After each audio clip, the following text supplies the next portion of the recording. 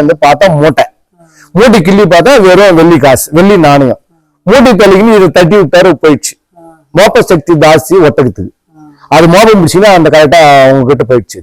அந்த ஒட்டகம் மட்டும் தனியா நிக்குது, மேல இந்த பொருள் இல்லம்மா, வெள்ளி மூட்டை ஒரு மூட்டை இல்லை அப்படின்னு அந்த அம்மா தமிழ்நாட்டை போய் அவர் சிப்பிஞ்சி சொல்றாரு. அவங்க அப்படியே கண்ணை மூணாங்க, ஞான திருஷ்டில பாத்துட்டாங்க, எங்கடா இருக்குதுன்னு பார்த்துட்டு குண்டோட வீட்டுல இருக்குது.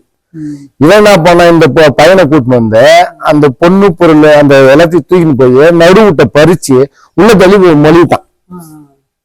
அப்பெல்லாம் காரக்கரெல்லாம் கிடையாது, அப்படியே சாணி போட்டு மொழிவிட்டானே, மொழிவிட்டான். பையனை கூப்பிட்டு சொல்லிட்டான், இப்ப எடுக்காத இத, நான் செத்தது போல என் தலைமுறைக்கு அப்புறமா நீ எடுத்து செலவு பண்ணிக்கிடா, இப்ப திடீர்னு எப்படி இம்மா பேர் பணக்காரன் ஆனான்னு கேட்பாங்கடா அப்படின்னு விலாரியான ஆளாட்டுங்குது. அவன் விஷயத்த சொல்லிட்டான்.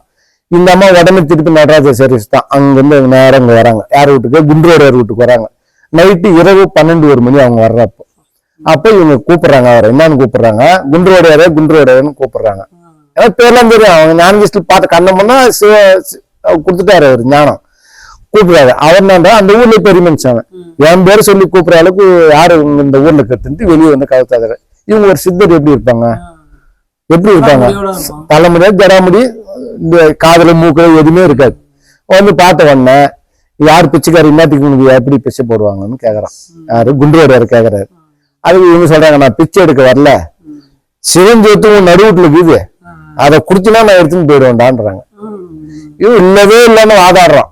இல்ல அதெல்லாம் கிடையாதுன்றான். அவன் என்னன்றாங்க, மனுஷனுக்கு ஆசை இயல்பு, அதுல கொஞ்சம் எடுத்துக்கோ கொஞ்சம், நீங்க சிவஞ்சோத்து அவன் வீட்டுல வைக்க கூடாது, கொஞ்சம் எடுத்துக்கோ, ஆசைக்கு கொஞ்சம் எடுத்துக்கோ, நீயாவது குடுறான்னு கேக்குறாங்க. இல்லவே இன்னும் சத்தாக்கிறான். அப்போ ஒரு காலகட்டத்துல எப்பேற்பட்ட மகானுக்கும் ஒரு காலகட்டத்துல கோவம் வந்துட்டா அதனுடைய விளைவுகள் பயங்கரமா இருக்கும். சாதம் இரண்டா காடு கொள்ளாதுன்னு சொல்லுவான். ஒரு ஆம்பளை கூட அவன் கோவம் வராது, கோவம்ட்டான் அவன் அவ்வளவுதான் அப்படின்னு சொல்றது இல்லையா? அந்த மாதிரி இவங்களுக்கும் ஒரு தன்மை தான். ஏன்னா சிவன் சொத்து உள்ளுக்குது, கஷ்டப்பட்டு வசூல் பண்ணி வந்துக்கிறாங்க, இவங்களால விட்டு போக முடியாது. அப்ப இவங்க காலகட்டத்துக்கு இவங்களுக்கு கோவம் வந்தது. கோவம் வந்த உடனே அப்ப புறா சாப்பிடணும் சபிக்கிறாங்க. இவங்க அந்த குண்டோடையர சபிக்கிறாங்க. நீ எப்பெல்லாம் நோண்டி பாக்குறியோ அத அப்பெல்லாம் கருநாகமா உன் கண்ணுக்கு தெரியும். நசன்னு கருநாகம் தெரியும். நீ நோண்டி பாத்தீங்கன்னா பொண்ணு பொருளா உன் கண்ணுக்கு தெரியாது.